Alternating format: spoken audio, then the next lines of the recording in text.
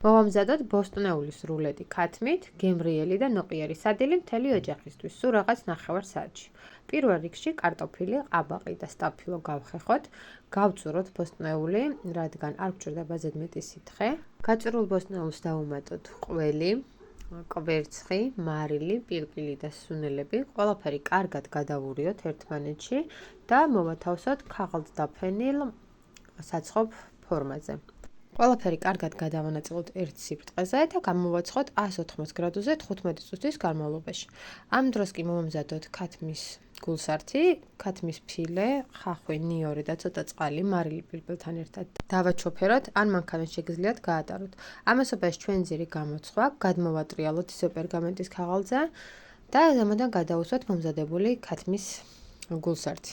გადაანაწილეთ კარგად, ზემოდან შეგიძლიათ ასევე დაადოთ ყველის ლისტები, ან ნებისმიერი სხვა ყველი მოვაყაროთ. გადაახვიოთ კარგად და დააბრუნოთ ისევ ღუმელში 20 წუთის, საშუალოდ 20 წუთის განმავლობაში. ინგრედიენტების ზუსტ რაოდენობას ტრადიციულად დავწერ ვიდეოს აღწერაში. 20 წუთის შემდეგ კი მიიღებთ ძალიან ნოყიერ, ჯანსაღ სადილს მთელი ოჯახისთვის, პატარების და დიდების მაყოფილებით არიან ჩემთან. მადლობა აქტიურობისთვის, გამოიწერეთ ჩემი არხი, რომ არ დაგეკარგოთ ჩემთან ბევრი მარტივი რეცეპტი დაგხვდებათ. ნახვამდის.